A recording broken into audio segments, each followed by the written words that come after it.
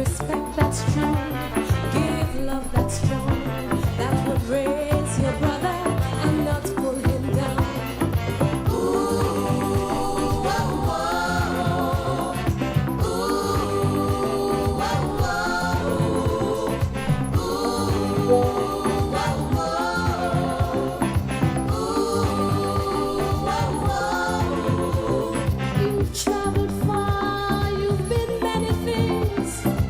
You are still daughters of queens and kings. Your ancient glory, your regal grace. You, black woman, can save this race of Africa, of Africa, of Africa, of Africa. Ooh, whoa, whoa. Ooh, whoa, whoa.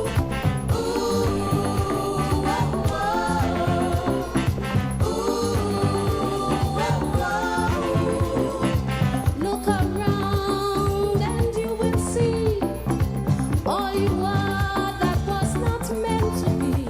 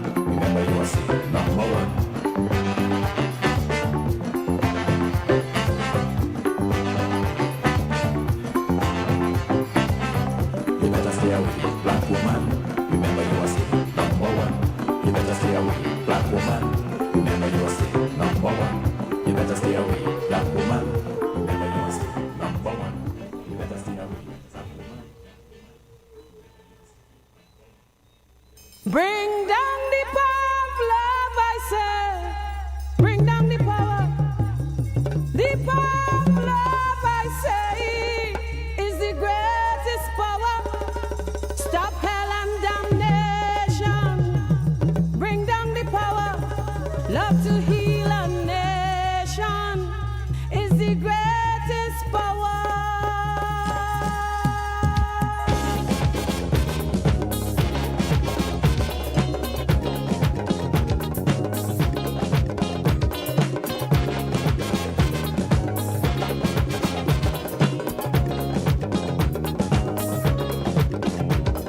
A wind of destruction is blowing over this land.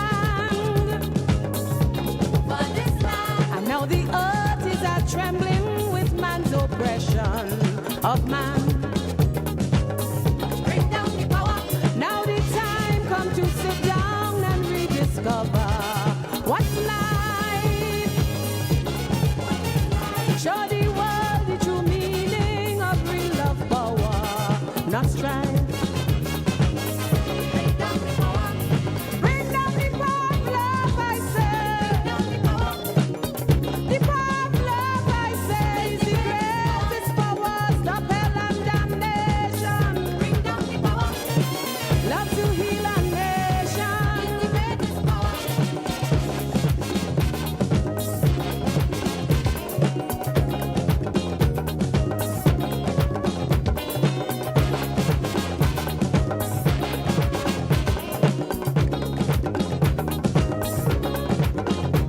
Put a hand from the fire and cleanse the wicked. Right now, all of them who does worship, greed and vanity must bow. Bring down the power. Unity is the banner, so come together. I say, and this love is for freedom, it's growing stronger each day. Bring down the power. Bring down the power of love, I say. The power of love, I say, is the greatest power. Stop hell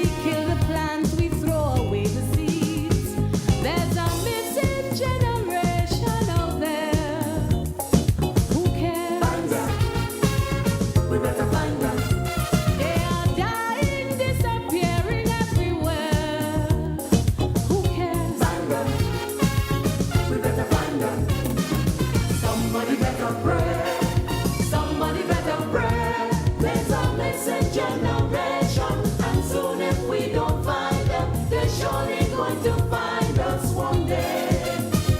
There's a missing generation, and soon if we don't find them, there'll be no generation to care.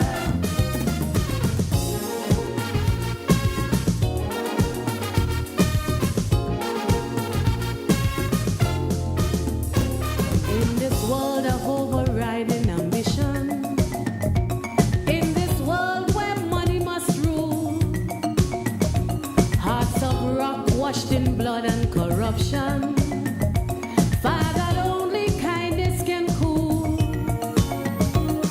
those cries that fill the night. Shout out for love and salvation. Are we to hear yet turn and walk away? Or should we stand with hands outstretched to show protection and boldly still the fears that make them stray? There's a missing generation out there. Who cares? Find them. We better find them. They are dying, disappearing everywhere. Who cares? Find them. We better find them. Somebody better pray. Somebody better pray. There's a missing generation, and soon if we don't find them, they're surely going to find us one day. There's a missing generation, and soon if we don't find them, there'll be no generation to care.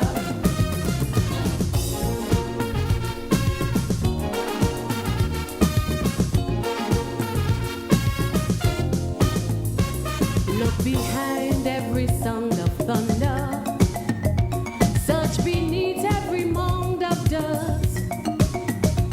There you'll find the price of our behavior, hiding from the cause of their hurt. Look out, there goes another lonely son or daughter, with unshed tears and smiles we've never seen. Let's all reach out and snatch just one from their destroyer, and change that heart to one that's pure and clean. There's a missing generation out there. Who cares? Find them. We better find them. They are dying, disappearing everywhere. Who cares? Find them. We better find them. Somebody better pray. Somebody better pray. There's a missing generation, and soon if we don't find them, they're surely going to find us one day. There's a missing generation, and soon if we don't And good night to Grenada, Carriacou, and Petit Martinique. come to care. Once again, it is time for Talking Points. My name is Sheldon Scott. I'll be here with you until the... Wait, yeah, let me just make sure. Yeah, nice, right. I think that should be a bit better there.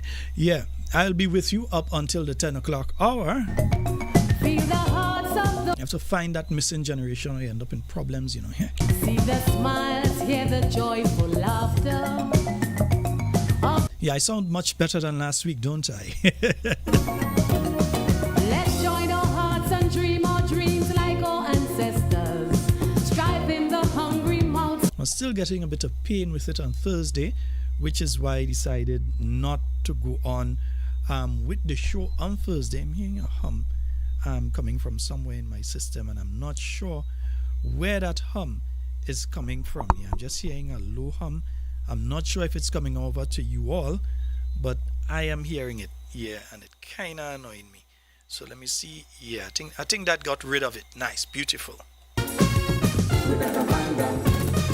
Somebody better pray. Somebody better pray. There's a missing generation, and soon if we don't find them, then surely. Saying a good night to all of you joining us via the YouTube, all of you joining us via the Facebook. Let me see who's on the YouTube tonight. And Alban Harris, good night to you, bro. Maud Martin, Lona Lolo Williams, Claude Abraham, and I see Kathleen Ledlow, Michelle Alexander, good night to you. Deborah Laborde, Faitlin Ali Douglas, Rosalind Jones, Anne-Marie Grant, good night. And let me see. Faithlyn Hallie Douglas. Gavin Thomas, good night to you. Renee Zadi, Listra Abraham, Janice Mitchell, Deborah Flanders, good night to you. Vanessa Lalji, to you as well. Shivering and cold.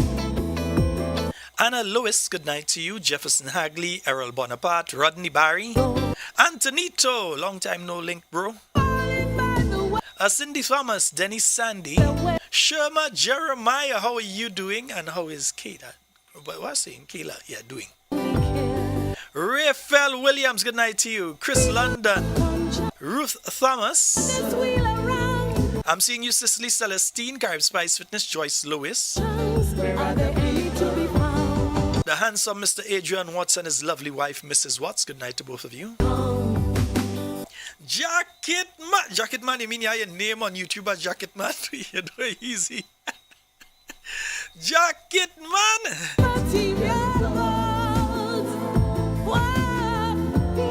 Yes, Red Girl Pascal, good night to you. I see Chris London as usual, yeah, the warrior fighting up in the comment section. They make sure and hit the like button, folks. Good night to you, Patsy Frank. Everywhere Marilyn Ferguson, Ron Julian. in this given land, Dr. Julie Dubois. blinded by the green light. Shine. Joe, good night to you. Wilfred Antoine, Canis Peters, April Fletcher. And let me see, Dolores Redhead, good night to you. Paradise Fadu, good night. in their Amanda Moses, good night to you. And let me see who else is there. Norma Felix, Glenda John, good night to you. Stephanie John, good night to you and the home circle. And I see Ashma Charles, Veronica Alexander, Hillary Joseph, Olive Mitchell, Shirley Scarrett, Sheldon Sylvester. I see Velma, I think I called you out already. Nice. Kathleen Knights, good night. to their material gods. Here they come. Praising their material gods. Ooh, yeah. Yeah, it's been a long day today, and I nearly tell only an hour, you know. But I can't do all of that after a whole week, you know. Just letting you all know this Wednesday, yes, this Wednesday, it's going to be taking place down in Grand Anse Valley. Yeah, let me pull up the promo for it. They're nice, yeah. It's going to be taking place. Brother Christopher Diali, good night to you, bro. Hope everything is going all well and okay for you and the family, bro. And yes, it's going to be happening down there, and that is taking place this Wednesday from 6:30. So the public meetings, they are moving down to Grand Anse Valley this Wednesday, the 8th of October from 6:30 p.m. So looking forward to seeing you all there. Sometimes even if I ain't there physically, I've seen you all. So I'd like to see you all there. You understand? And those are you with the little talking points t-shirts. We appreciate the fact that you do wear them when they head out to some of these activities. Yeah? So we say a special good night to the Talking Points crew, each and every one of you. All right? Nice. And we hope that you all have been having a fabulous weekend. You know, the weekend was a kind of, the weekend is a kind of long. You have to ask yourself, where are the people of conscience in this country, huh?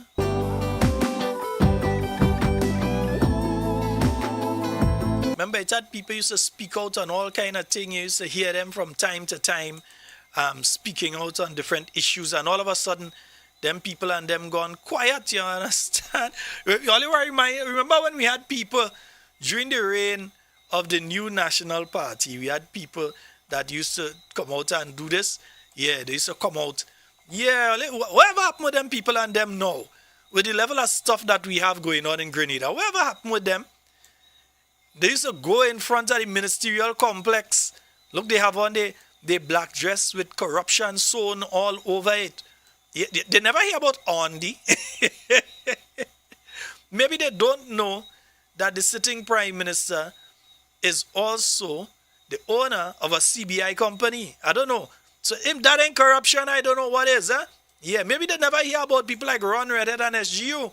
So I know if they never hear about these people and them. But all of a sudden, it doesn't seem as though corruption is all around them anymore. They have gone silent. Honk to support. Yeah, honk to support, man. Yeah? Remember these people and them? Where did they disappear to? Where are the people of conscience in our country? Where are the people like this lady that used to come and stand up when you have parliament sitting? Used to come and stand up outside the parliament and say they're protesting against all the wrong that taking place in the country. Yeah? They used to tape up their mouth.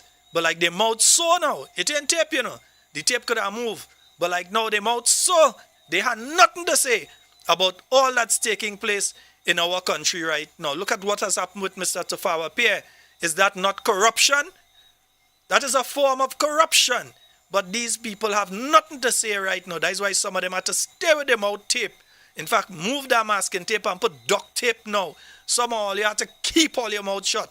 Because all you are the ones that used to come out and accuse the new National Party of all sorts of things. Including which one of the NNP ever end up in court and that kind of thing, as to come and they arrest them and bring them to court and say they find them guilty of this, that, the other and all kind of thing. They go after CJs. What end up happening? They have to pay CJs a pile of money right now. Yes, the same CJs. The Prime Minister went and stand up in front of the Grenadian public and accused the NNP of corruptly involving CJs under a contract to provide services to the government of Grenada. Much needed services. Because if a company like CJs were doing what they were doing during the period of the new National Party, those constituency offices of the MPs would have been running much more smooth at this point in time. But no, they get rid of CJs and they're doing their own thing because you see, people from the office just have to go and collect a little envelope when certain men walk out of the bank. You understand? But again, these people are no longer around. There was a wrong during the period of the new National Party. That is the only time they cared about corruption. They didn't care about the fact that somebody could receive a check to go and fix van and house could purchase by people that you're doing business with in the context of being a government minister. No, they didn't care about that. All they used to come and say, NNP involved in corruption, NNP involved in corruption. But these people have disappeared right now. We can't find them. They're incognito, finito, fini. They're gone. We're not seeing them. We're not hearing them. They have become silent. You know why? Because now their government in power. That is why they disappear now. Their government is in power now. And it sees different strokes for different folks. What they did not like during the period of the new National Party, these people wholeheartedly embrace at this point in time. And when you confront them in relation to the misdeeds, the corrupt activities of the present administration, the common response from the supporters of the National Democratic Congress is always, well, NNP used to do it. Them NNP and them used to do it too. Yeah? And that's why I say it seems as though the members of this administration and the supporters of the National Democratic Congress are suffering from a serious case of cognitive dissonance. Go and check it up and Google it or something. Because their words, their actions in 2025 are not matching up with the philosophy that they were preaching prior to the elections of 2022. We know that the NDC, contrary to how they try to spin it, contrary of how they try to add yeast and rise it, contrary to how they twist it, turn it, plait it, all sorts of things, the truth is the truth. The National Democratic Congress as an organization was fully against the Citizenship by Investment program. They were against it. But as soon as the new political leader came in, who happened to be a CBI agent, and you now have a Minister of Finance, who last time I checked is still a CBI agent, while at the same time is the person who has to give the concessions to the developers under CBI programs. Which country would you see that happening in and it not be dealt with immediately? Which country? Name one that would see something like that happening and not address it nearly immediately. Hey, Papa, I think somebody trying to call, Hello? Okay. Hold a minute, caller. Let me see if we get you there. Hello, good night. Hello, good night. Caller, you're live. Caller, you're live. Our caller look like they changed their mind, man. They ain't listening to the phone line. Yeah. Callers, remember you've got to listen to the phone lines. And remember the phone number 1473 440 7377. Let me say a special good night to a lovely lady, a beautiful African queen. Let me say a special good night to Kiami. Kiami, how you doing, my dear? You have cocoa for sale? It has some people say they passing through and them kind of thing. They go pass for a little cocoa and thing. And then I hearing something about Tambran ball and thing. Now they say Tambran have some special property. I can't remember the medical story. I see if you know. Yeah, now self I eating Tambran ball when I get a chance. Yes. So a special good night to Kiami. And there are some other beautiful African queens. Mammy George, good night to you. I hope you're having a wonderful one. Miss Helen Marie, good night to you. I hope you're having a wonderful one. Mrs. Watts, yes. And my good Patricia up there in Canada, good night to you, Matthew, because we know we have beautiful queens around us. So we have to say good night to all of the beautiful queens listening to tonight's program. And we hope that you all are having a wonderful night tonight and you have a wonderful week this week. But back to these people. Yes. So it seems as though corruption no longer exists in Grenada. Everything seems to be good, all well and good right now. We have people who are government ministers that when they applied to the Electoral Commission, let me repeat, when they applied, not to the NDC, you know, when they applied to the Electoral Commission, these people were unemployed. Yeah? Unemployed.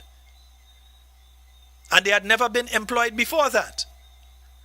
And these people, from what we are picking up now, are multi-millionaires. In the space of 3 years, these individuals are now multi-millionaires. And you're telling me that they got that off of a government salary? Yeah? They get that off of a government salary? They keep speaking and throwing word about a $10,000 that's been given to all MPs and asking people to account. The New National Party MPs have all accounted for the $10,000, you know.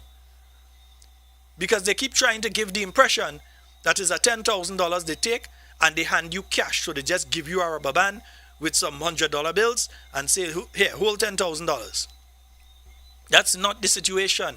It is a checkbook that has to be reconciled with the ministry, with the, not the ministry, the parliament itself. And you have to send in all your receipts in relation to the payments that are made utilizing that checkbook. So when they come talking the nonsense about they receiving $10,000, what they're doing with it, tell them they're stupid.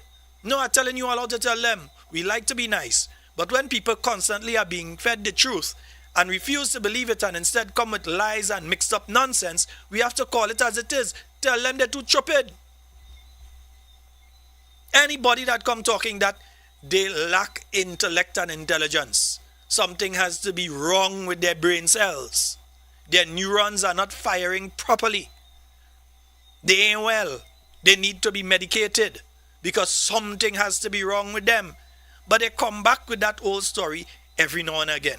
Just like those who on this program have been presented with all of the facts in relation to things like the shrimp farm, the fowl farm, which actually them that win money on, and you can't hear nothing. They continue to talk about it as though it is something wrong. We have a caller online. Hello, good night. Good night, Scott. Hey, how you doing, bro? I'm good. Well, I'm good too, man. But You go right ahead. Scott, I feel for the vendors, I really feel for the vendors. I will come to the vendors in a while. I've not started that. Hold on. I've not started that conversation yet. I'll come to them, but go ahead. I want to say good night to Miss Kami. Good night to Miss Kami. Good night to the talking point. Good night to my next Prime Minister, Miss Emmy Pierre. And good night to Miss Noni Thompson. Good night to you and good night to each and everybody. Everybody on this Wednesday at Grenada's Valley. Come out and support. We have to give a good support for we get amount of other party. We must get enough is enough. We can't take no more. Thank you, Sharon Scott. Enjoy the rest of the night. All right. Thank you very much, my brother. 1-473-440-7377. That, my friends, is the number for you to call and get onto this program. Yeah? Nice. It's a fella named KJ. People keep telling me about KJ. KJ is allowed to call the program, man. Me and KJ cool, you know. KJ could call the program anytime, and all he must give KJ the number and tell him, but he could only call on WhatsApp. So I know, you understand? Maybe you don't know. Right? But you could call. Yeah, me and Doc and KJ. I hear you want to debate. We could debate. Yeah, we could come. We could talk about Fowl Farm. We could talk about development in the state of Grenada. And he can tell me what development the National Democratic Congress has actually done for the state of Grenada. What have they actually done? All the major projects you see going on, including the Southern Water Project, are all leftovers from the New National Party. Yeah? All of that is thing that was on the New National Party table. The New National Party get up from the table, other people sit down, so they finish it. Simple as that. They are the ones, not the New National Party, they are the ones that claim, and now I'm saying claim because I didn't really believe they had lost it. They are the same ones that claim that they lost that project because the NNP this and the NNP that, and then magically that they got it back. They lie. I want to see the documentation that says that you all lost the project. Because the New National Party administration didn't get that project and those different projects like the Western Main Road project and those sort of things by fluke, you know. The then Prime Minister of the United Kingdom, Mr. David Cameron, flew to the Caribbean and came to only two countries. Two. Jamaica and Grenada. He didn't go Trinidad. He didn't go Barbados. He didn't go any of the other Eastern Caribbean island countries. He didn't go to the Northern Caribbean to say he go to Turks and Caicos and those guys. He came to Jamaica, and from Jamaica, the man find himself in Grenada.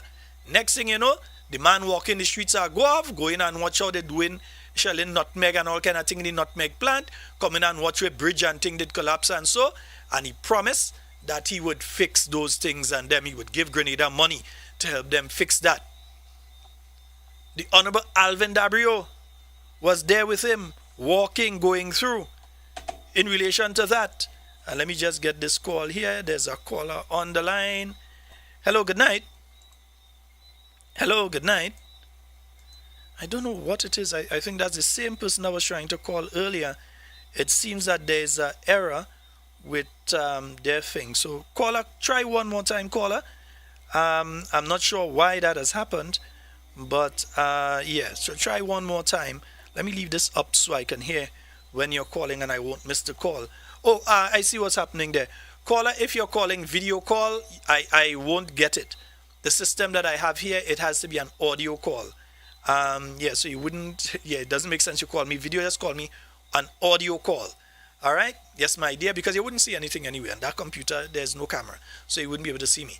All right? Yeah, 1-473-440-7377. Yeah, I'll challenge them to prove to me that this NDC administration came in with any original ideas and were able to implement those original ideas. Yeah? And that we have, because right now we are into year number 3 heading to number 4. Heading, yeah, just now it go be 4. And then after that, you know it is mass in the place. Right. So we're heading to that. Where are the 500 houses? I see them putting up some artistic impressions. I see them putting up some actual videos of some test houses being built. That is not what we were told. We weren't told test houses. We were told that at this stage, we would be having 500 houses per year. Whether it's per constituency, whether it's per country, we were told we'd have 500 houses per year. Had it not been for the abject disaster that befell the people of Carriacou and Petit Martinique, and those in northern Grenada, and indeed in other bits and parts of other parts of Grenada, called Hurricane Beryl, your record for building houses would have been 0. 0.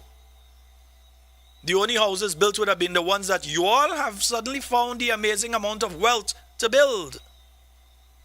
And don't try to tell me that the bank is giving you mortgages and loans and all kind of thing right now. Because as far as I know, and it's not just in Grenada, in other countries as well, In a 5 year term of a government, after 3 years, and any old parliamentarian will tell you that the banks are very, what's the word I can use here? Reticent? Yeah. They don't want to get the loan after 3 years because it does say election could call any time. It is a risk. You are a politically exposed person, and they don't want to extend loans to you at that stage. Yeah, they don't want to do that. We have a caller online. Hello, good night. Hello. Hi, good night, caller. How are you doing? Good, and you, Sheldon? I'm more than good. Great. I can see that. I'm so happy you're sounding better and you're looking better. Yes. Oh, before you go on, let me just say a good night to Mr. Handsome. He listens to the program each and every night, and I have to say a good night to Mr. Handsome. Go right ahead. Okay. So, Sheldon, when you started off, you played a song, Somebody Better Pray. I want to dedicate that song. Before you leave, can you pull it up again for the NDC administration and the I'll play supporters? it at the end. Sheldon, we need praise and we need a lot. I was off on Friday and I had the opportunity to watch stuff going on, and I don't know if you knew about that accident that was taking place in Grenada Well, on my Friday. That friend, took place in Grenada on I Friday. That have accident seen that took I've place. seen about I don't wanna lie, I've seen about 5 to 6 accidents, serious accidents Okay, that took so place in the last few days. you know where I live, right? Including my brother Ziggy.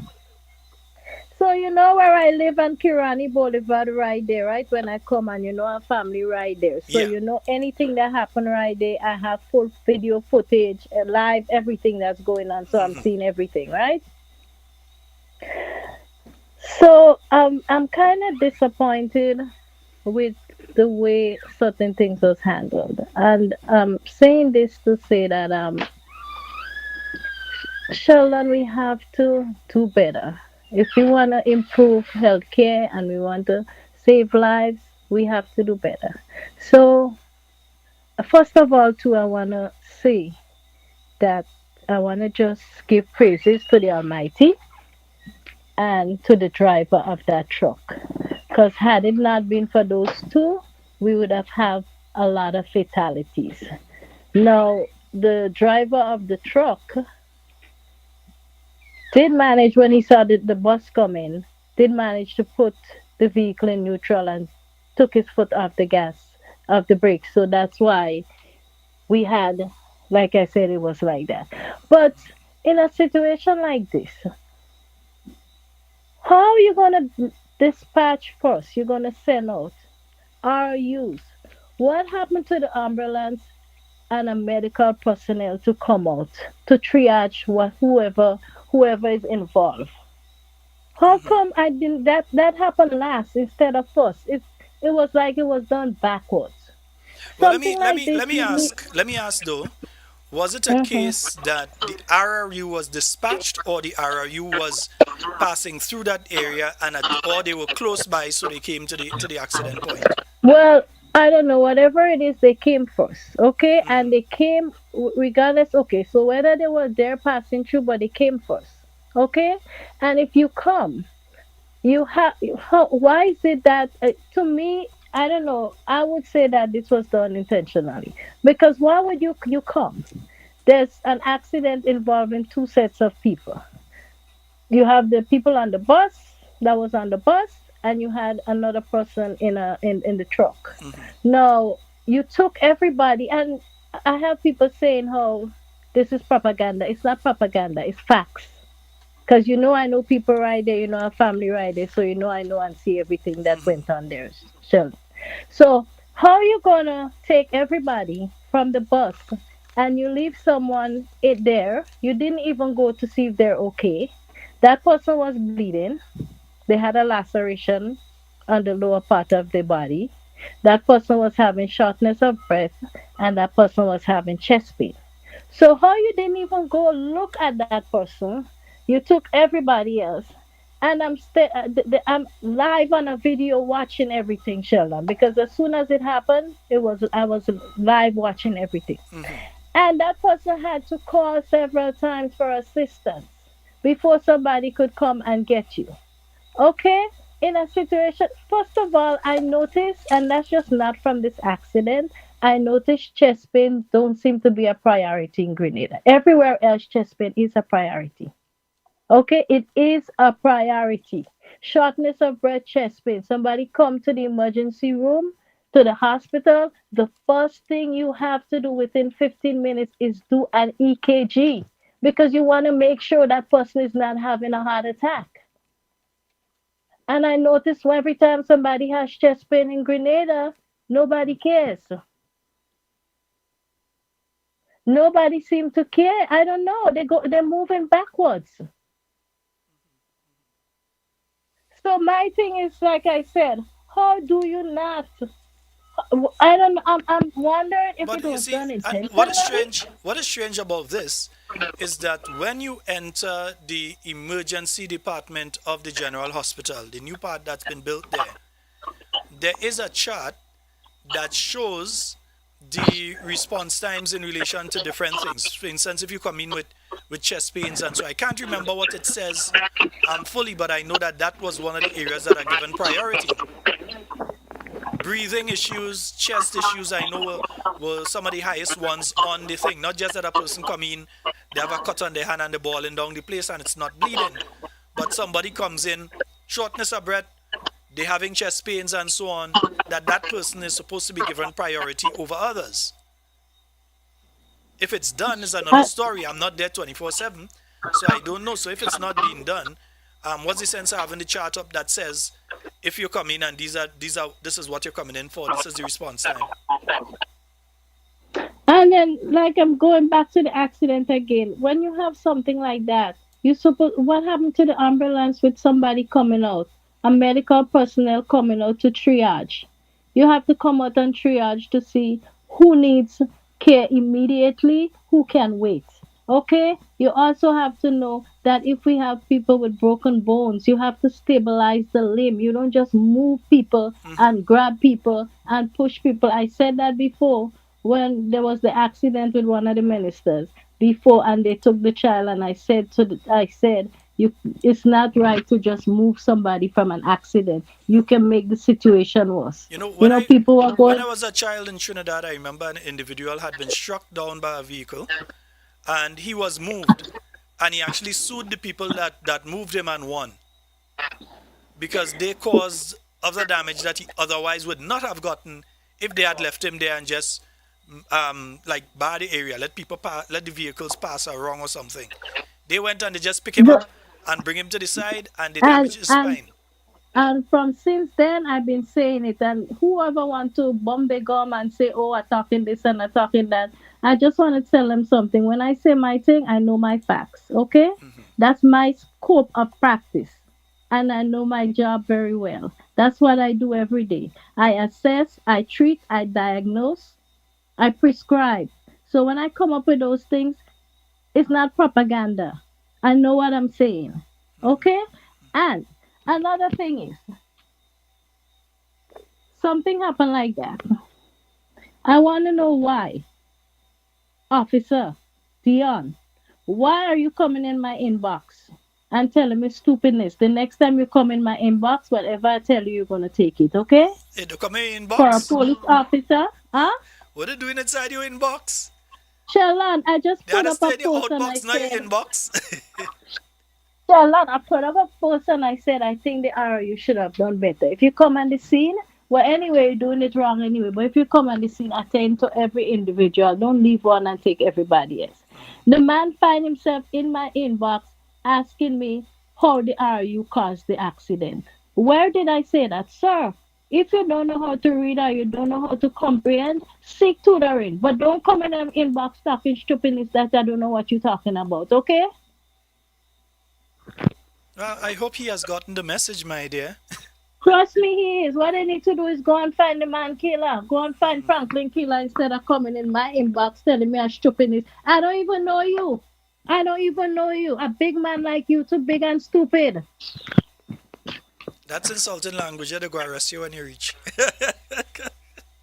No, it will It's be. actually Don't come still in on the my books, you know. inbox. You know they can arrest you for insulting language. If you Don't tell a come in police my officer they're inbox. stupid, they can arrest you for that tweet. But don't come in my inbox and harassing me. I didn't harass you. I agree, my dear. I agree. And Don't come in it. I understand the You- frustration as well, though. Yeah? I understand the frustration. I don't have time. By the time I start reading, I realize there's some shippiness. Block, delete, ban. I have time to waste. Yeah, but I don't appreciate people coming there and I didn't even speak to them. That's the problem with Grenadians, and that's the problem we will always have. When people not speaking to you, you have to learn to watch comments and leave it alone and scroll past. I do that. And Yes. sometimes you put something there and somebody go pick it up and start cussing and think it's for them. People need to stop and Grenadians need to stop. Wise up, wake up, stop behaving like that. That's childish behavior. All right, my dear. I hope he has gotten the message. Good night, children. Thank you so very much, my friend. Yes, indeed, Okay. folks. That's our neighborhood nurse, Nurse Wendy Ann McGuire. Yes, nurse practitioner. Let's say the proper thing. Nurse practitioner, Wendy Ann McGuire. I hope you have a wonderful night, Wendy. Yes, indeed, folks. 1473-440-7377. That's the number for you to call. Remember, you can't call video. It would not come through. So you've got to call audio. Yeah? So I seen the thing and it's, yeah, but I can't answer it like that, right? Nice. Yeah, so 1473-440-7377. That is the number to get on the inside. And you know, I would want to say it's really amazing, but it is not surprising. It is not amazing. It is disturbing, but it isn't surprising. The behavior of many of those supporters of the National Democratic Congress when they heard that Ziggy was in an accident. It says a lot about them, those people, as individuals. And I paused when I was about to say human beings, but I'll say individuals. Because as much as I may dislike an individual, what I don't like for myself, I would not like for them. I could don't like you as much as I don't like you. But what I don't like for myself, I still don't want it for you. Our children. And my mother, God bless her soul, my father, God bless his soul, and my grandparents, God bless their souls, always ingrained in me that don't hate people and don't wish bad for people, because it will fall back on you or your children. So don't wish bad for people. So it was very, very troubling but not surprising. It was very, very disgusting to see, but expected. When you saw some of these people so happy that Ziggy was involved in a vehicular accident and at the time was at the general hospital receiving treatment. He wasn't kept at that time, but he was receiving treatment. And some of them were making statements like he lied on the hospital bed. Yeah, it's good. He lied on the hospital bed there. How we think about what he does be saying and all this sort of thing. And not realizing that the God above, the God that we all claim to serve, or some of us does only serve with we mouth and not we heart, but the same God that we all claim to serve is listening as well when you make those statements, when you type what you type, because these days that's the same as saying it. When you type what you type and put out in the public, and that karma has a bad way of coming back and kicking us. So the same things you're wishing on him, be careful, my friends. I've seen enough people who thought themselves bigger than anybody else fall. And I've seen people who were at the lowest of the low rise to greatness. Don't wish bad on people, because you are pronouncing on your own self, a song like I'm preaching tonight, You are pronouncing on your own self and your generations to come the curse you are trying to place on other people. A word to the wise is sufficient. Not because somebody is supportive of the New National Party and you are supportive of the NDC means that you have to hate that individual. So if you fall down tonight, God forbid something go wrong with you tonight, and you end up having to go to the general hospital, and when you get there, the doctor who has to treat you to save your life happens to be a supporter of the New National Party, you go say, Leo, let you dead, or you go say, let the man save me, or let the woman save me. All you're too hypocrite and bad mind with all yourself. That is the problem. But it's not a problem that I have because I wish no bad on anybody. As much as people are out there, you know how much time these people and them wish all kind of thing on me? Today, it have some of them wishing bad on me. Right now, I'm saying this and it has some of them wishing bad on me. But I have a bad habit of when people wish bad on me, just fall on them. So if you really want to do something for me, pray for me and hope that it go fall on you. But no, you want to wish bad and then you wonder why things happen to you. Karma. Karma. And New National Party supporters, if I were to see you all behaving like that, I would upbraid you all too. But then I know that I have a political leader of class. I know that the members of the New National Party are people with class. I know that the former Prime Minister, I couldn't come on the program and say nonsense like I see being said on some other programs and get on that kind of way. I'd receive a phone call. And nothing is wrong with that.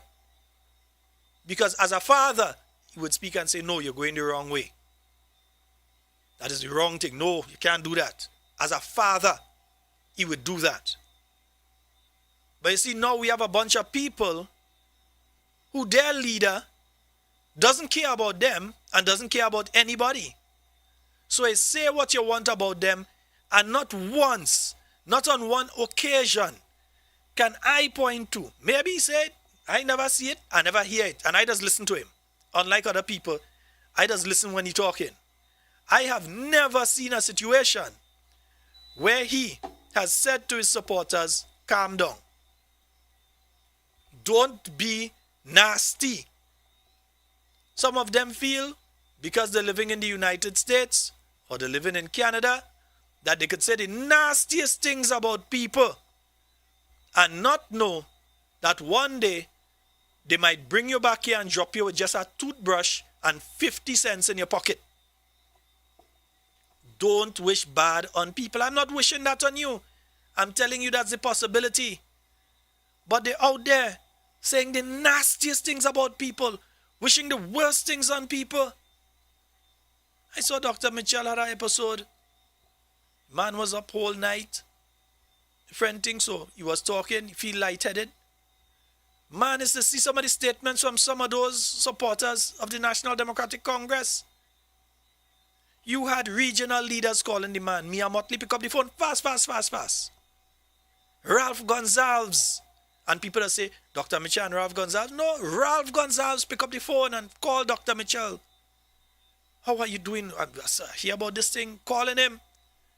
Andrew Holness, the whole Caribbean, leaders of the country and opposition leaders, the two sides, calling Dr. Mitchell, Doc, how you doing? We hear about this thing. Here in Grenada, people rejoicing. The Prime Minister, to this day, ain't pick up a phone and call Dr. Mitchell and say, Dr. Mitchell, saw this thing, how you doing? How is everything okay? Bad mind. Bad mind. Yeah? Bad mind goes unabated with these individuals. That is why some people near going to cardiac arrest. They had arrhythmias. I'm using big word tonight. I should say arrhythmias, when they open the electricity bill and they realize that, hey, I used to pay 400, but I had to pay 7. Or I used to pay 5 and I'm paying 8.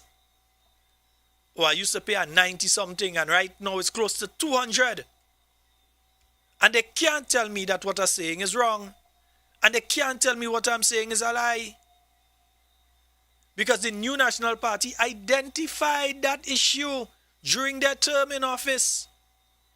And during the period of the COVID, they removed part of the taxation on electricity to provide easement to the people of Grenada, Carriacou, and Petit Martinique in relation to the electricity cost.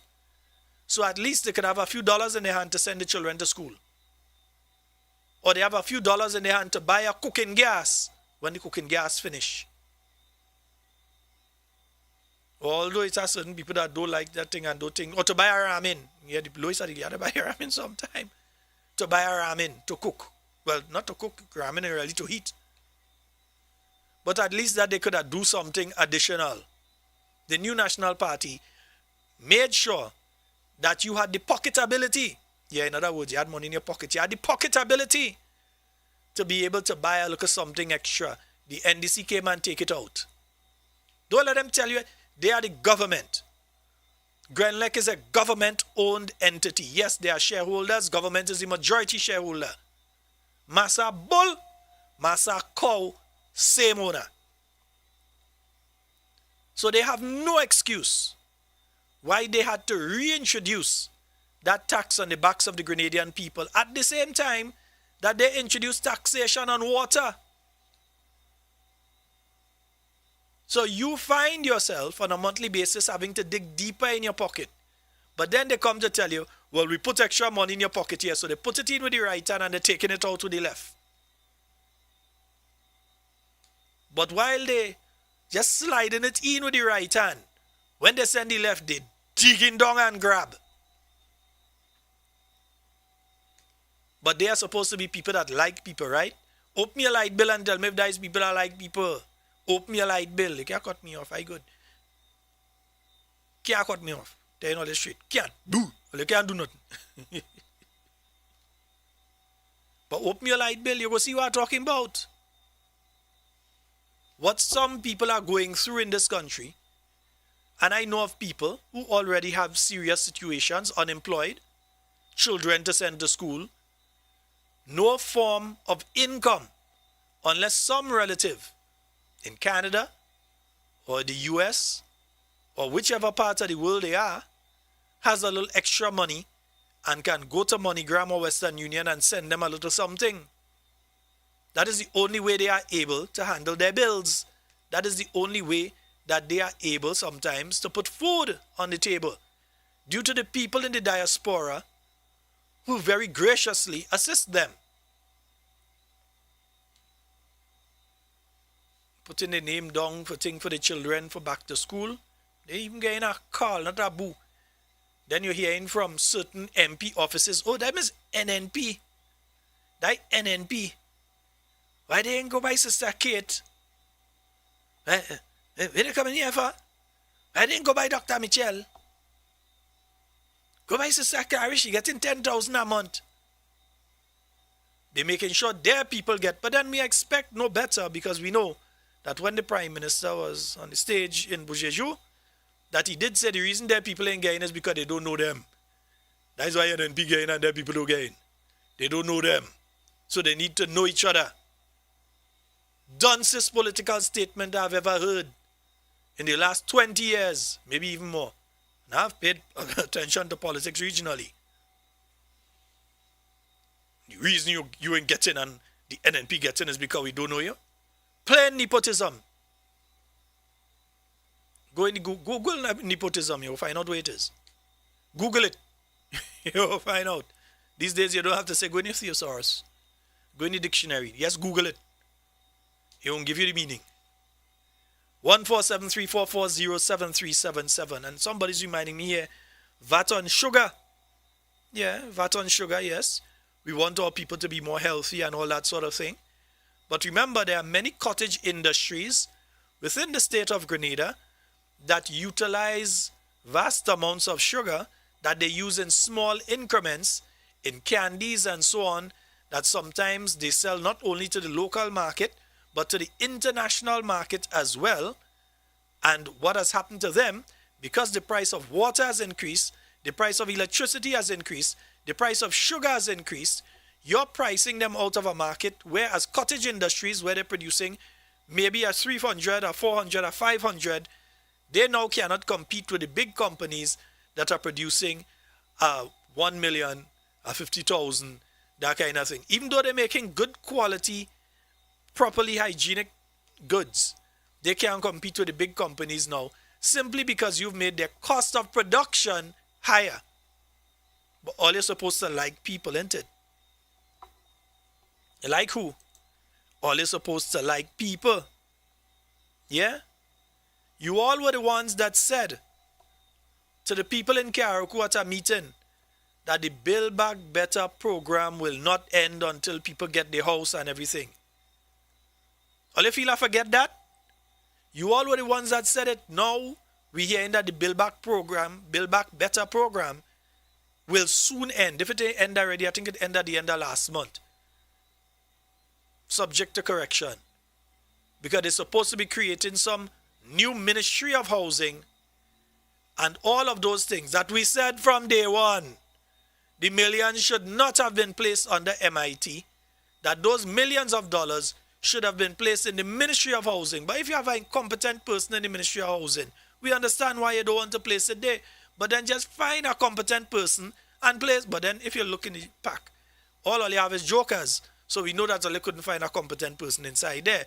But at least find somebody that makes sense and put them there. If you have to draft in somebody through the Senate, whatever, fire, we have to fire. Drag in somebody and get the thing done properly. No. You go and do all your titivation with the thing. We hear all kind of thing take place with those houses. The minister herself said that many of the houses were not built properly. We heard it from the minister herself. We heard stories of houses where people bathing in the bathroom and water in the living room. Yes, the water from the bathroom in the living room. People who don't know how to frame up and utilize concrete board properly. People who just claim to be contractors, and because you are a relative of a government minister or you are a friend or associate of a government minister, or you went to school together and that's your good buddy, paliwal, they become contractors overnight. They don't know nothing about building. Some of them was helper on construction site, don't know anything about building. They can't line up a house properly. But all of a sudden, these people were contractors, getting significant contracts. They pocket fat. And then afterwards coming to tell us that we didn't hear what we hear. Like if we are mad people. Maybe think we stupid. Hey, Papa, let me go and answer the phone. That's the thing. I didn't realize. Sorry, callers. I didn't realize I had the thing muted here. Hi, good night, caller. Good evening. Hey, the Governor. geezer from the UK. How you doing? I'm great, bro. How are you? Yeah, you sound better, mate. You sound a lot better. Yeah, man. I You're know on what was causing the form. problem. I got it sorted. Good. You're on form, mate. You're on form. I just want to ask a question, really. What really, I think, makes me annoyed, that's your leader, your opposition leader, husband, has been treated so badly. I find that quite disgusting, knowing that he's been a police officer for 34 years and they treated him like that. I find that quite disgusting that your Prime Minister has kicked him out, knowing that he's married to the opposition leader, and that would never happen in the UK, put it that way. It would never happen in any decent country around the world. You have to be some sort of backwater dictatorship for those kind of things to be taking place. Yeah. I find that is quite, the man is just doing his job.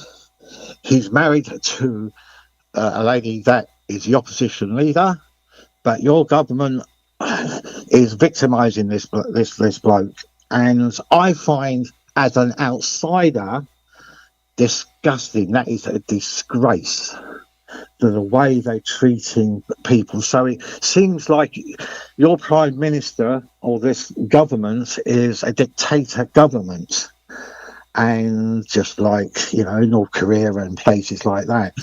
I'm really disgusted, and I hope that gentleman takes it a lot further, because the government owes him money, owes him a pension, everything else. You can't just slam somebody off. 34 years of being a police officer, that is an amazing achievement. But what I don't like, and I think a lot of people don't like, is that your government at the moment is treating people like that, and I find that's putting it's disgusting, but it's poison.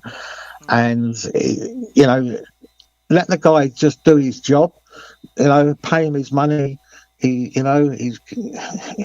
married to the operator. That's not his fault. He loves his wife. He loves his kids and all that. But don't treat the bloke like this. I'm telling the Prime Minister of Grenada, get your act together, put him back into reinstate him, and let him get on with his job. Doesn't matter who he's married to. All things even, the individual you are discussing, there should have been the Commissioner of Police of Grenada right now. That's right. Had everything, because his exam scores were extraordinary. He qualifies in every form or format. He could have been and should have been the Commissioner of Police of Grenada right now. But they just decide that, no, they don't want him. And the thing is this, because he's married to the opposition leader.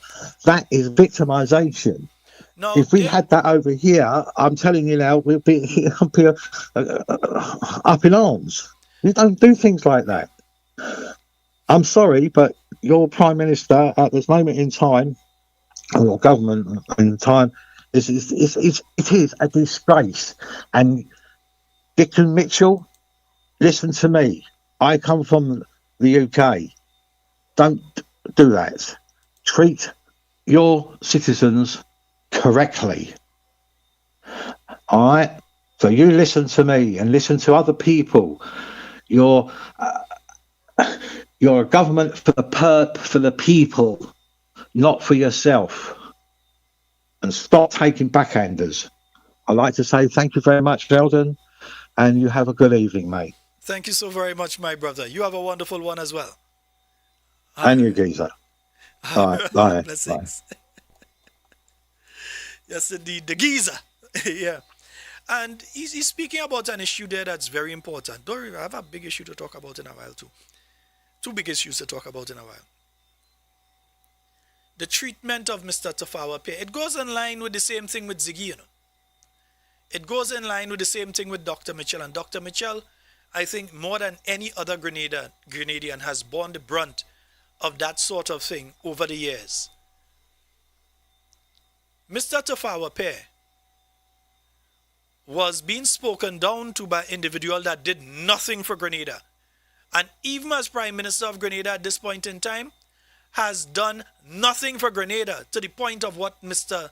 Tafawa Pierre himself has done. Nothing.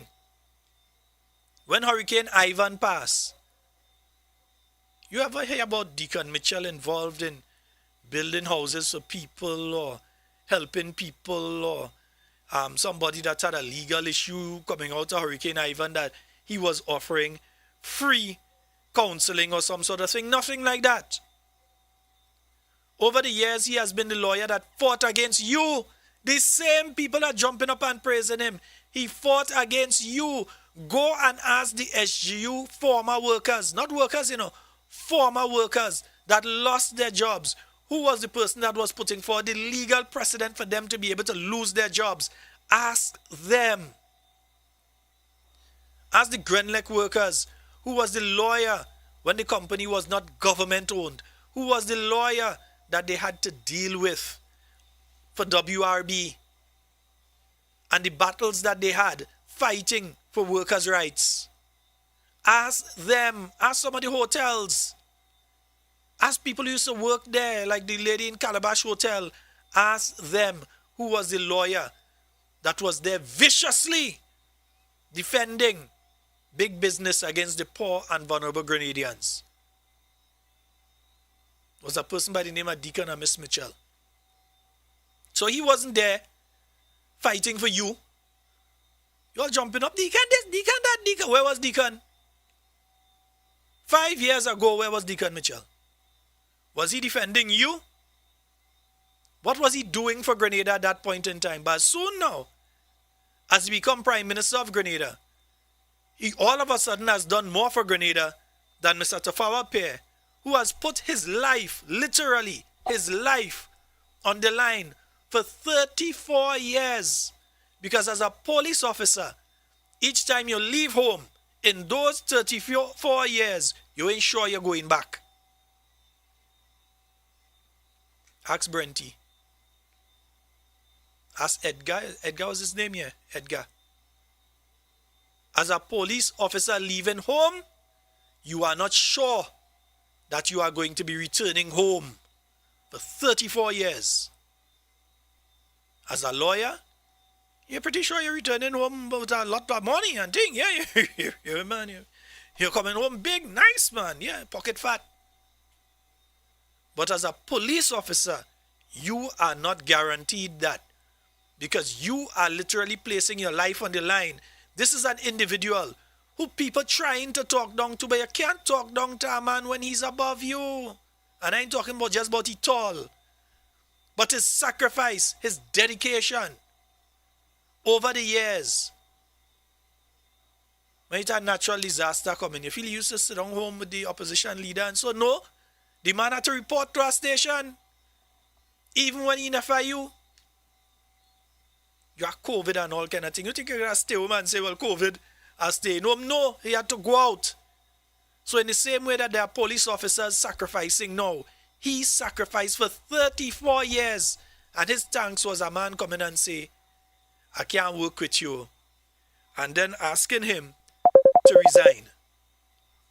Hold on, caller. I'll come back to you just now. Call back in a little while. Let me finish on this.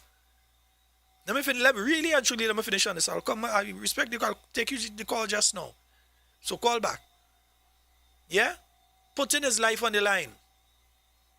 A man who never make any of those sacrifices come in and talk down to him.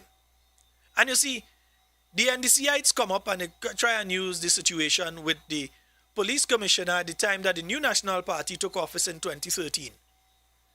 That police commissioner was not fired. He wasn't told go and resign.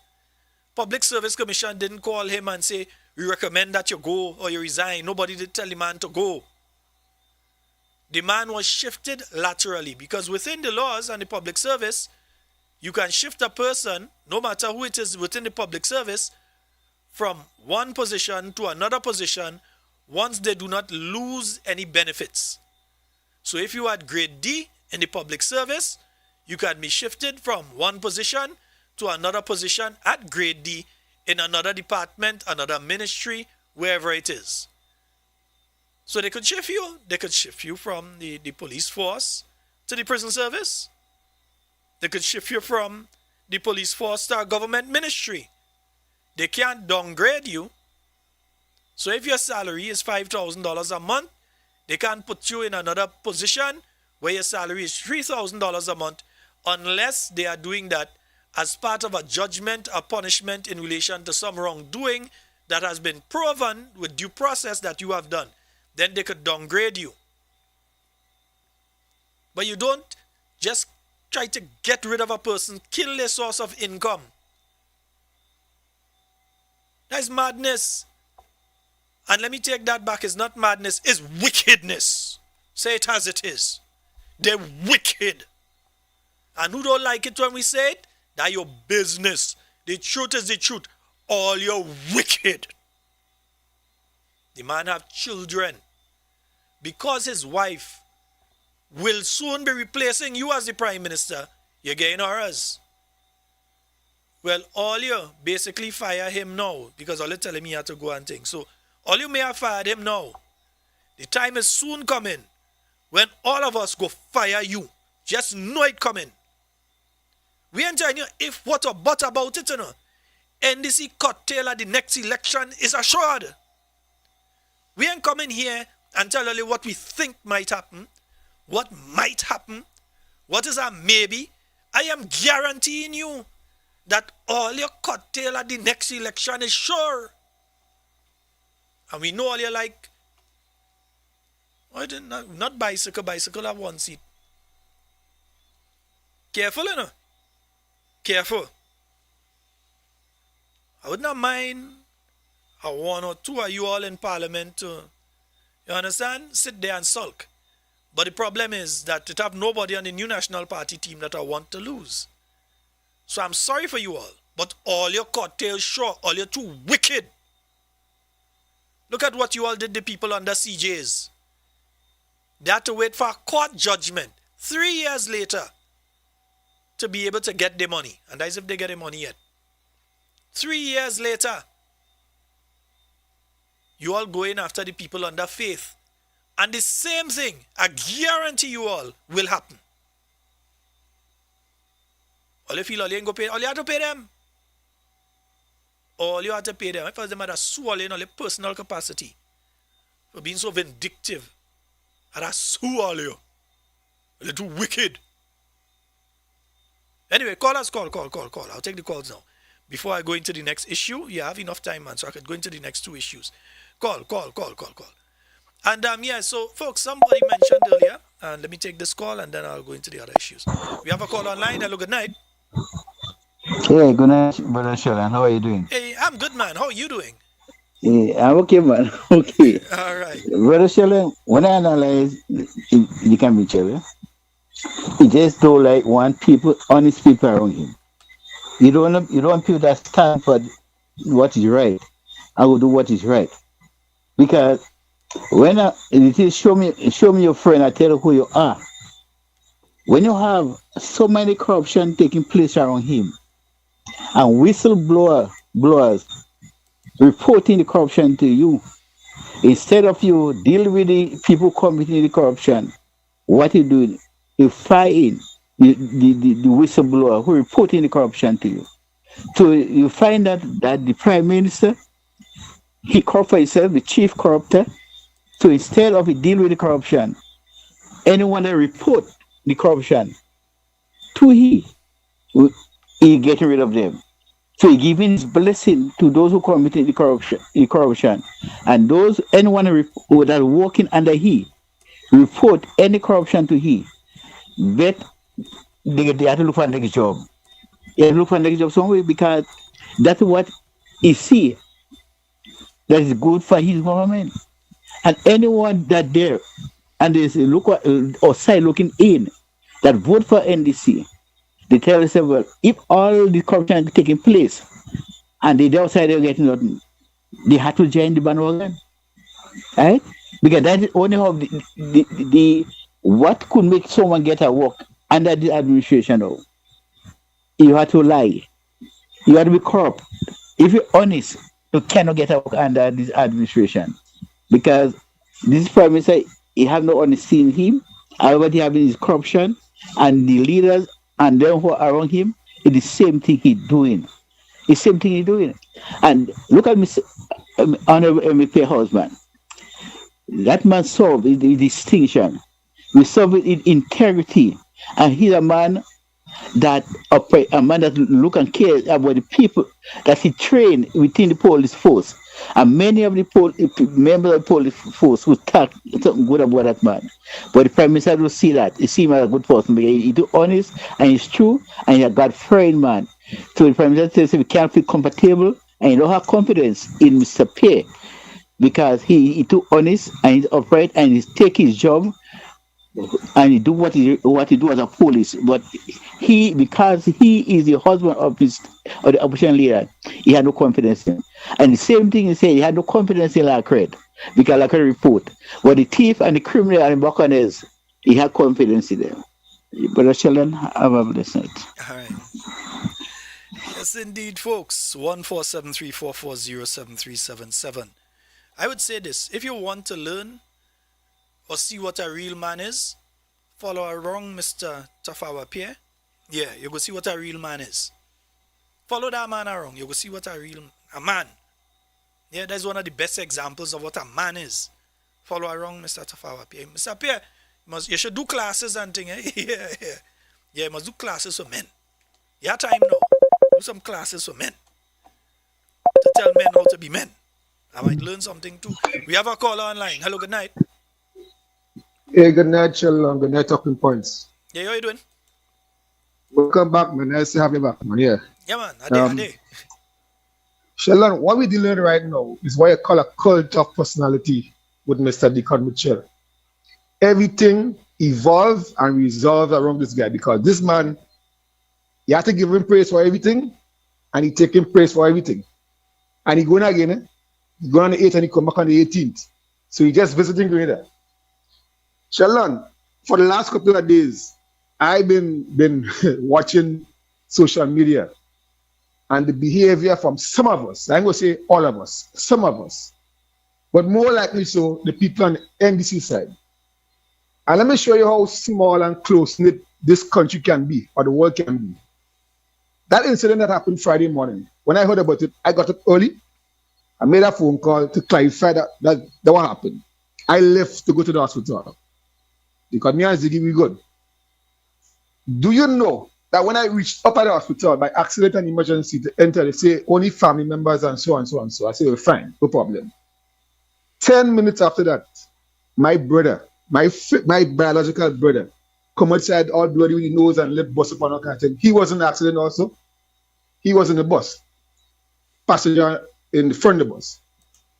You know, and they released the guy, my brother, with a paper saying just go and get some painkiller. I said, brother man, you do an exam? He said it, tell me here. I say, sure, tell me here.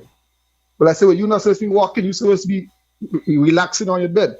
So I am blaming the doctors, and I don't know what we're going on with the system up there, but that really needs to be revamped and looked over.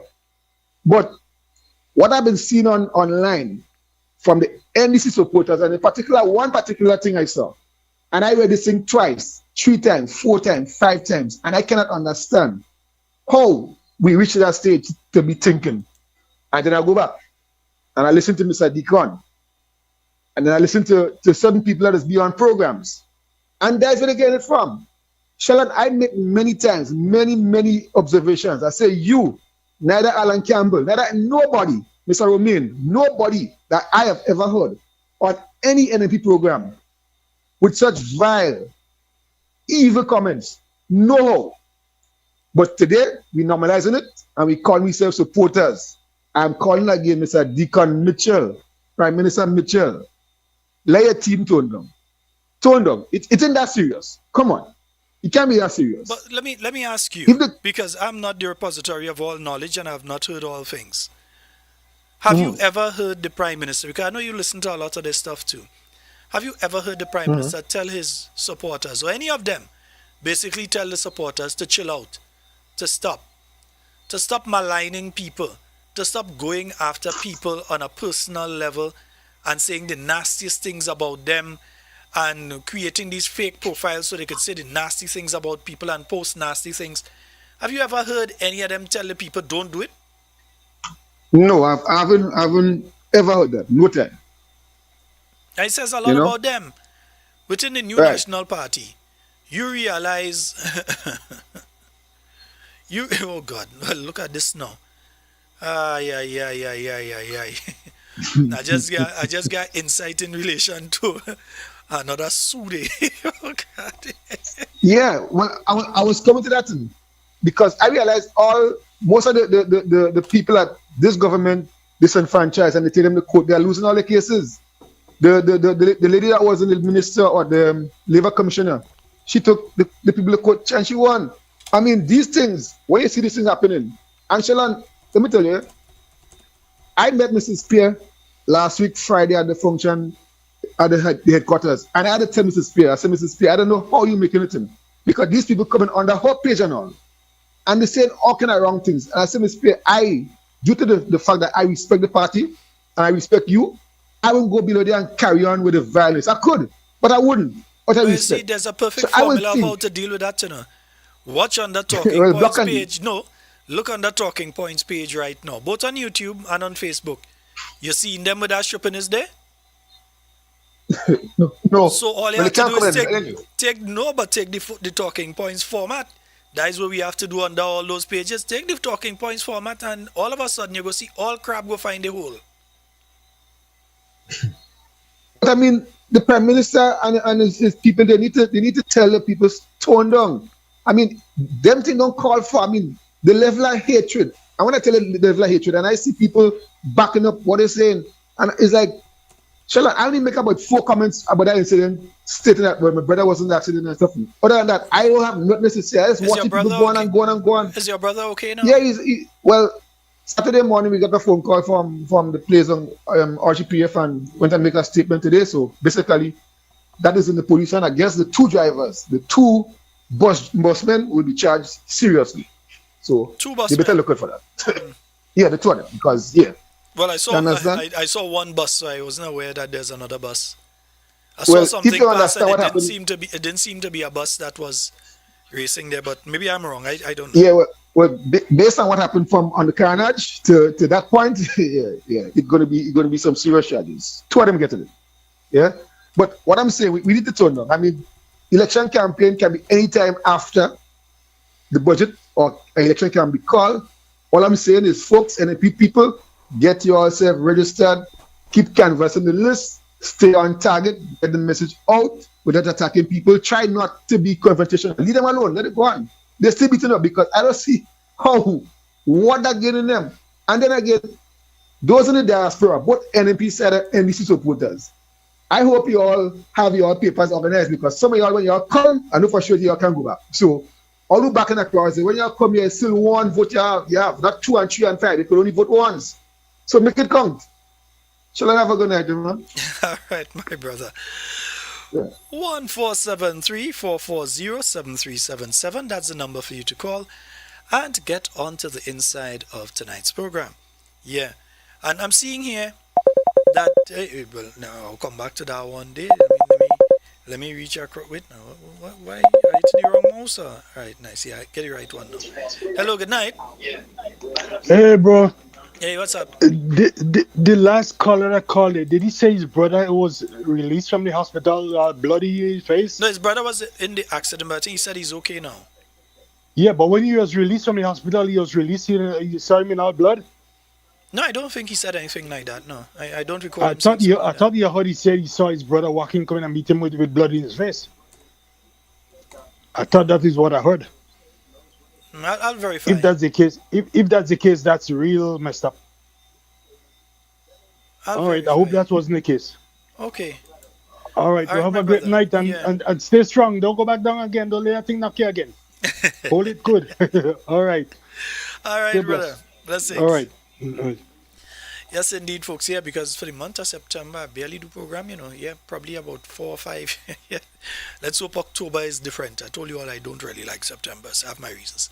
1-473-440-7377. That is the number for you to call and get onto the inside of tonight's program. And before we go any further, just want to mention here, I'm seeing here that they're going to be the government getting sued twice this week. Yeah, twice this week. There is a policeman with over 30 years of service. They refuse to get the money pension. So they're getting sued on that. And then there's an airport worker. There's an airport worker that also has over 30 years of service. And they are not getting their pension either. All the people who only talking about pension, like they pay pension. Again, I tell you, all you just let these people get away with thing. All you just let them get away with saying they didn't pay no pension. They didn't do nobody no favor.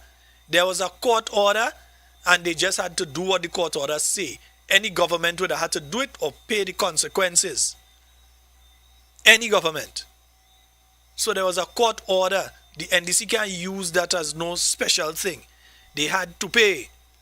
Yeah? Let me see this one. Also, there's another case there. That is three. So that is three. So there's another one there. Yeah, the Attorney General busy boy. Attorney General. Yeah, Miss Cindy daughter. Are you busy, girl? Yeah. You have a case there, a policeman. You have a next one, an airport worker. Both of them over 30 years of service. That's if the Prime Minister even give a year of service when he was teaching. You have all these people with all this service, years of service, and they can't get any money. We have a call online. Hello, good night. Wow. My phone said 20 times. I've been trying to reach you 20 times. I did not see that, so I'm very sorry. No. May have been something on my That's end. okay. Yeah. That's okay. Let me turn my volume down. Now it's 9:32 here now in the Nutmeg State. Okay. And your program is called Talking Points, Yes, it is. which is good. And we are engulfing all the talking. Deacon Mitchell, the Honorable Deacon Mitchell, is winning this thing because he's taking up all these new things. He's creating a lot of talking points to create a lot of smoke screen. Mm-hmm. He's gonna do that thing with the. Are you there? Are you Yes, hearing me? I'm here. I'm hearing you. I'm listening to you. Go right Okay. ahead. He's doing this thing with this new law on the kids, Mm-hmm. and he's creating smoke screen. Now we don't see the advantage of Brother Pierre. I met Brother Pierre personally in Brooklyn with his wife. I was there when they came to Brooklyn. I have photographs, and this guy. You don't find how many people with this resume do we find in Grenada? How many people who has that resume? Now, what I foresee here is that gentleman running for politics in one of the vacant St. Andrews seat, one of the vacant St. Andrews constituency. He runs and he will win. Now, who else do we need as a minister of national security? Who can fill that position? Dr. Michel, who wasn't born yet, he's 42 years old. This guy Deacon Mitchell, ran not Grenada doctor. when Dr. Mitchell was still not Dr. Mitchell. Well, when our prime minister was still peeing in bed, to for lack of a better term. 34 years. Dr. Mitchell is. I'm not Dr. Mitchell. This our prime minister is 40 something years. So for 12 years, when he was 12 years, Brother Pierre was serving Grenada. Mm-hmm. When he wins that seat in St. Andrews, he will be the Minister of National Security. And are you following me, Sheldon? Yes, I'm hearing you. Okay. So he is creating talking points. He is stealing your program from you with talking points. He's giving us talking points so that we don't hear about this lady in Carriacou no more that is in the NDC office. He's creating smoke screens, new talking points. We don't care about the bank that they raided. We don't care about what they are doing with the money. No, All we you return to each of those issues from time to time. But as there are new things, you speak about the new things, but at times you return to the others. So don't worry, because I don't speak about it every night, doesn't mean I forgot something, you know. It means that I letting things build up there for when I take off on the tail. I will take off. Because if they think that we've forgotten that bill or that we've forgotten the GDB bank, the GDB, not GDB bank, it's repetitive, the Grenada Development Bank and the loans that were given and so on. If they think we've forgotten any of that, then they are seriously mistaken and misguided. We've not yeah, forgotten but any of but that, but it does yeah, not mean but that we what won't speak about new things as well. he tried to put that bill through Carnival when everybody is jumping up and having a good time for Carnival with that child bill. Hmm. I listened to Kalisha today twice on some different programs, and she made a lot of sense with that attorney. Let's give him. Let's ignore the best form of avoidance is quietness. The I sound of if I silence. quiet here, then we don't have no program. Not no no no not quiet. The sound of silence. Let's don't let's leave Mr. Pierre alone. Let's just that is only my suggestion. He's saying now, oh, they're jumping up and down. But I won't agree. I'm talking about it. I'm sorry. There is no way I'll stay quiet on those things. People need to see these individuals for who they really are. So we must speak about these things and we must expose them for who and what they really are. It does not mean that we have to drop other issues. Other issues will be discussed. We've got time. It's a 2 hour program. We've got other things that we have to speak about tonight that we will speak about tomorrow night and on Thursday night, because Wednesday night there's that meeting in Grand Dance. So there are other things that we Okay. will be speaking about in and between. So it's not that we're just going to speak about one thing and then just forget it and so on. No, we're going to bring them back up every now and again. Yeah? So now, he is going to his bed now, beating his chest and say, "I gotcha, I gotcha." He has the gotcha mentality that we got them now, and we hold a whole program of them trying to see what I've done. We've He spoken about is several things this program. We didn't only speak about Mr. Pierre. okay, okay, yeah, but And we're we going to have to speak about be several things as soon as we wrap in the next 30 seconds. okay. All right, yeah, but let I think let him be a persona non grata for for a week. Let don't put no feather in his bonnet for a week. We appear and then we do our program and our agenda. If we don't talk about him for a week, he wouldn't sleep for a week. Good night, sir. All And then right. let me continue to listen to the program. Thank you very much. Yes, Bye bye. indeed. I must say I do not agree. But yeah, everyone is due to their opinion. So before we take any more calls, and let me yeah, let me mute it for a while.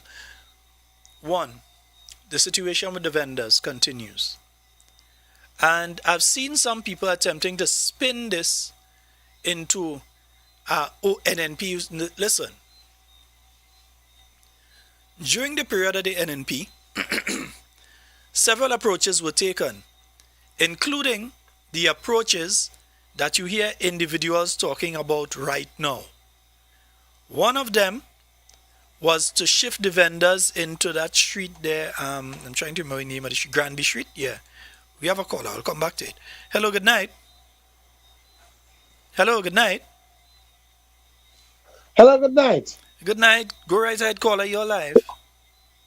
Talking points? Yes, sir. You're live. Okay. I hear everybody is only projecting, giving a projection. Within 1976, the GLP, the GLP had run the wife of Sarah Gary, there was no objection. No objection as what it might be that Gary and this and what. After the revolution, we had Maurice Bishop, had Jacqueline Crest as his girlfriend in Minister of Education. And they never convict. They never said anything about it. So how come now that this become an issue, that close relationship to politicians, that is a conflict and it's a, I can understand. Can we please explain? Tillman Thomas' wife was a permanent secretary under all these governments. There was no discrepancy. So I want to understand how Tafawa Penno, being the husband of the opposition leader, become a big problem. Can they please explain? And remember, my friend, that the present Minister of Sports, her husband is also a senior police officer. That both the Minister of Health, if I remember correctly, and the Minister of Education, both of their spouses are also working within the government system. And there are several other instances of that taking place. So I don't know how it's bad on one side, but it's good on the other one. So you're absolutely correct. Hello? Well, it seems as though we've lost that caller already. Powerful inside caller, thank you so very much. Yeah, you have to remember that. Yeah, number 10 husband is a police officer too, you know. You can trust him. It's my good partner, man. Don't interfere the man, leave the man alone. Yeah, if you look in Jamaica, you had a wife was in one constituency as the MP, and the husband was in a neighboring constituency. They used to call it Vaseland. Yeah, they would neighboring constituencies. Both husband and wife ran and won, and then they were both government ministers. And at the same time, the sitting prime minister, Mr. Andrew Holness, his wife ran and won, and I think now she is I think at this time she's what? She's the Speaker of the House, I think. Yeah, she was a minister, and now she's Speaker of the House. So there are precedent for these things taking place, for the Prime Minister to act in the way that he's acted. Yeah. But before I go on to anything else, I just wanted to complete on the vendors, because there's another issue, which was the main issue I wanted to speak about tonight, and I'll mention it a bit and continue on it tomorrow. But the vendors, first of all, what is being done to the vendors is unfair. And I heard some folks speaking about it this morning and speaking plain untruths. The new National Party administration provided an avenue for those vendors. First of all, remember they used to block off the street it was a Friday and Saturday. They would block off those streets and the vendors would be able to sell their garments and their different things in those spaces. Right? Afterward, the new National Party administration moved the vendors over to the Grenada National Stadium grounds. So they were over the Grenada National Stadium, the car park there. I myself used to go over there and buy goods from time to time. Some of them, you buy goods from them, and when you're walking off, they say, "Watch him, you're a thief," and all sort of thing. But you buy where you buy already and that kind of thing. But they feel like they used to hear, my hearing, very good. I used to hear all your whispering, all your thing under all your breath. And I'm still coming back the next week and buy from all you again. Sure, all you, me ain't afraid all you. You understand? But they were over there. The NNP administration provided tents. So they were there and they used to get good sales across there because people knew that you could have gone across there and you could have gone and bought what you needed to buy and that sort of thing. What took place was that you had vendors who had a space in the St. George Market, still had a space over in the stadium, and still send somebody to sell on the street. All your vendors know what I'm saying is the truth. All you know are not lying on all you. So it was always a problem with street side vendors. So during the New National Party time, they made efforts to solve the problem. The problem was that you had one vendor who would want to have a booth inside the market, and then they say nobody ain't coming inside there, so they're not getting sale.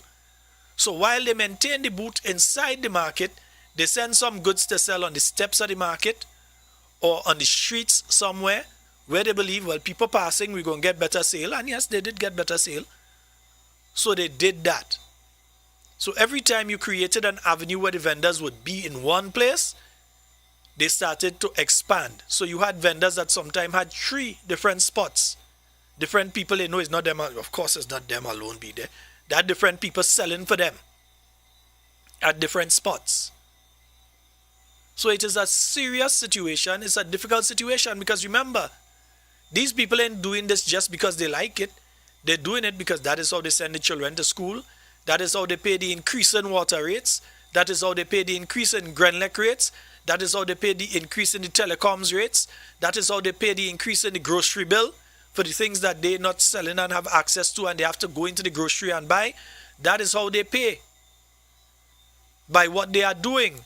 And as such, the approach cannot simply be take up their basket, throw it in the back of a van, and then charge them for illegal vending. That cannot just be the one solution. But an alternative approach must be looked at. You had the 2 approaches that were taken by the New National Party. One, they used to block the street. Then when they realized the volume of traffic in town, especially on those days, the Saturday and the Sunday, and the volume of garbage left behind, I'm saying it as it is, it's true. I'm not lying on anybody. The volume of garbage that was left behind, you all knew that the NNP decided, well, okay, we're going to put them over by the stadium. And they were over by the stadium. Was it the NNP that moved them from by the stadium? All you answer that. Was it the New National Party that moved them from by the stadium? Who went and moved the tent? And them? Who went and moved them? Anyhow.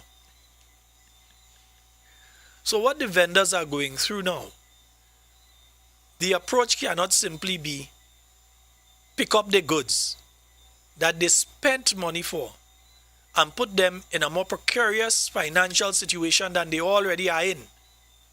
They are human beings with families too. That is why NNP try alternatives. Yeah? You all ain't trying no alternatives. You only trying one approach. Pick them up, put them in jail. Kind of nonsense.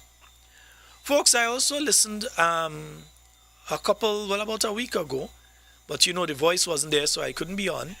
But I listened about a week ago to the Prime Minister speaking on a particular issue. And I would like you all, my good friends, to hear the Prime Minister speaking on this issue. Remember, we spoke about the Kimpton-Kawana Bay and the fact that the government should not have settled the case. They settled for $22 million in the first instance, and I'm going to continue to say it like that. $22 million in the first instance. They settled a case that the people and government of Grenada would have won. We wasn't losing that case because the people were not utilizing the money, the funds that were being received for the project in the way that it should be utilized. How you could be receiving money for a project in Grenada and spending it in a project outside of Grenada? Meanwhile, the project in Grenada and go slow. When the project in Grenada should have been at 70% or 80%, they're down at 60 and 55% because the money that you collected using Grenadians and the Grenadian system, the money you collected, you did not utilize in Grenada. You utilized the money outside of Grenada. And that's supposed to have been right and okay, and nobody should have a problem with that, isn't it? So they went and they settled the case. Grenada had a clear case. Clear cut, you would have win. These people did what they did because elections were coming up and they believed that exactly what took place would have taken place. We have heard the allegation that they even funded the NDC political campaign. Yes, because we have Deacon Mitchell on record saying he's willing to accept money from CBI for his political campaign. And we have it from various sources the allegation that the NDC collected money from those same people that they now pay money to, $22 million. But what they were not telling you is about the 52 million. The 52 million plus to the 214 people that had to be paid. But let's hear the Prime Minister here. Will persist. Yes. All right. Thank you, Prime Minister. On to citizenship by investment. In light of unresolved investor concerns regarding Kiwana Bay, will the government consider compensating affected individuals under the contribution option of the CBI program, even without registered deeds? Well, I can't answer the question in a definitive yes or no manner. Remember, he can't answer the question, but this is the guy that went and settled with the with the investor, but not the investor, with the company. He went and settled with these people for $22 million, but he can't answer a question about paying the investors in the project. So the developer and them get the money, that finished, that gone, them gone away. $22 million. $52 million owed. And he can't answer the question. And I'm going to say September, October of 2025. But anyway, let me hear. What I can point out is that currently there is a process by which anyone who claims, any investor who claims or alleges that he's due compensation as a result of the acquisition of the property by the government to follow a particular process. There's a portal. Your claims are lodged either by you or your legal attorney, and then the matter is being treated with by the Attorney General and her office. Cabinet has... Oh God, the Attorney General again. Oh, Jesus. That's more like an Attorney Corporal and an Attorney General. Benio has given instructions to pursue settlement for persons who do in fact have a registered title, so that we can hopefully come to agreement on compensation and pay those. It's a lot different for persons who did not have a title, because all we did was to acquire the land, right? The nature of investment is that it always comes with some risk. I don't know that if it's guaranteed, then it can't be an investment. That's true. So basically, the investment comes with some risk. As you would appreciate, when this government got into office, the site was closed. There was a huge arbitration proceedings between the developer and the government, and nothing was happening. I don't think investors in those circumstances could realistically have expected that anything was going to happen in terms of the project or the investment. What we've sought to do by acquiring the site is really to find a way to move the project forward. And as we said, for persons who have registered title, we are in the process of treating with their claims. We're hoping that we can have negotiated settlements on those issues. For those who did not have registered title, or title for that matter, then it means from a legal perspective, you are not an actual owner that the government has, whose title the government has taken. So I think obviously we'll have to deal with stage one first, which is the registered owners, and thereafter perhaps on further discussions, further determination as to whether or not persons who don't have title would be eligible for compensation. Okay. Yeah, okay. Yeah, all right, yeah. These are the same people that was telling us that they do the right thing and all of that. Now we hearing, you don't know, and they have to see, and this kind of thing. And folks, we're not speaking about any small money here. We're not speaking about any small amount of money here. What we're speaking about is 52,500,000 US, not EC. Yeah, not EC. 52,500 US. That's what we're speaking about. So when we're speaking, yes, I have the report. I didn't know the report, right? Yeah, there's the Kiwana Bay right here. Right, Kiwana Bay. You want to see it a little better? Right, that's Kiwana Bay right here, right? Kiwana Bay Resort. That is the thing here. Nice? Right? And let me see what is happening here. This is the amount of investors. These are the amount of investors here. 214 of them who have to get their money back because the government acquired. Now, if the government had allowed the case to go through, Grenada would definitely have won the case, and you would not have been saddled with this $52,500,000 that the government now has to find to pay these people off. And if some of these people decide to join a class action lawsuit against the government, this is small money compared to what the government gonna have to pay. 52,500,000. versus 111 million that the man wanted, say he was suing Grenada for. Yeah? This is what they have to find to pay. When we would have had to pay nothing. So they already paid. Well, I don't know if they already paid or they're in the process of paying and so. Right? The 222 million, they said they had paid part and they would have been paying and so on. So we don't know if that has been completely paid. That might be a question for one of you all to ask. But the Kawana Bay Resort has 214 investors at a cost of 52,500,000. And these people, because of what the government has done, they accept liability and all this nonsense that they have done. And say, but if you have a dunce like the Attorney General, you do them kind of thing. Sorry, not the Attorney General. The clerk corporal, yeah, the clerk corporal, you call it the clerk corporal. It's not Attorney General. A clerk corporal, not an Attorney General. Yeah? But anyhow, so that is what the government and you, when we say the government, we mean you, You and me that had to pay that. We are the ones that have to find that 52 million and pay these people off from. It's not their pocket they're taking it out from, It's me and you that gonna have to pay this. And Grenada, again, had a solid case in this matter. But for some reason, and some people say sell out the government, sell out. That is what some people say. They say that's how hanky-panky take place. That the man pay for the election campaign and then he get pay back on the other end. That is what tongue says. So I hear, so I buy, so I sell. That is what tongue say. They say the developer give them a couple $1 million for the election campaign, and when they win, they give him back his money hand over fist. 22 million US.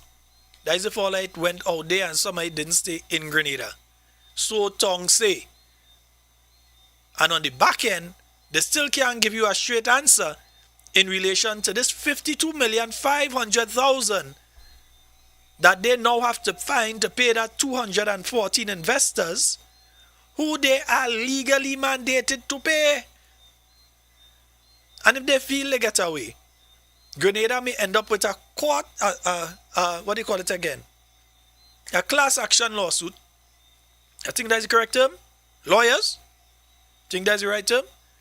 Where several people may get together, form a group and say, we taking them to court. We want we money. Yeah? And then you find you have to pay for the lawyers and you have to pay your lawyers and then you still have to pay the cost to the people and you have to pay the interest to the people and all this kind of thing according to what the court has ordered. Go on with all your bad self, boy. All of that bad. Go on with all your bad self. Folks, it's 10 o'clock. It's 10 o'clock. We'll be back tomorrow night with more talking points for you. My name is Sheldon Scott. Love each and every one of you. And yet, I ain't finished with Kawana yet. We're talking about that tomorrow night. Some more things to play, some more things to see. Yeah? So we'll be on tomorrow night with more talking points for you. It's been wonderful being here with you. In everything you say, everything you do it safe and secure. Want to be speaking to and with you, and definitely not about you. Love each and every one of you. Look forward to being on with you all tomorrow night, God's willing. And by special request,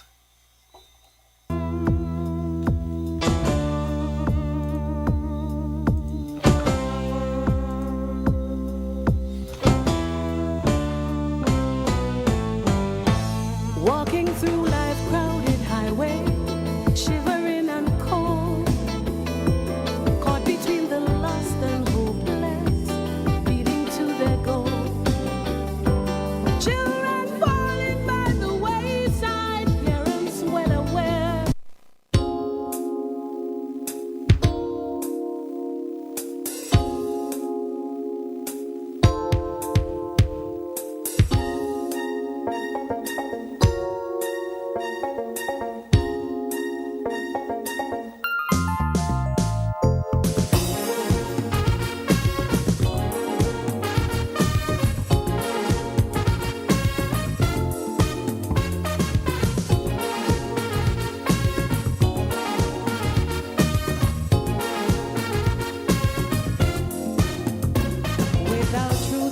is no life to honor. Without love, no reason to live. There's still time to change in humane behavior and to learn all that we should give. This world is not our own, we're just the lights and custodians to guide and feed our children's needs. Yet we fill their hearts with hate alone and show no direction. We daily kill the plants, we throw away the seeds. There's a missing generation out there. Who cares? Find them. We better find them. They are dying, disappearing everywhere. Who cares? Find them. We better find them. Somebody better pray.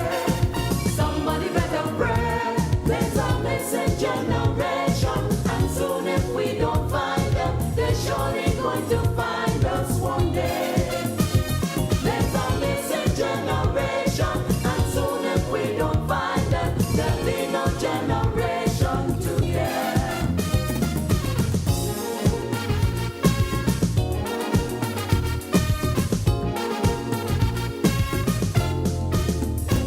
In this world of overriding ambition, in this world where money must rule, hearts of rock washed in blood and corruption, fire that only kindness can cool. Those cries that fill the night shout out for love and salvation. Are we to hear yet turn and walk away? Or should we stand with hands outstretched to show protection and boldly still the fears that make them stray? There's a missing generation out there. Who cares? Find them. We better find them. They are dying, disappearing everywhere. Who cares? Find them. We better find them. Somebody better pray. Somebody better pray. There's a missing generation, and soon if we don't find them, they're surely going to find us one day. There's a missing generation, and soon if we don't find them, there'll be no generation to care.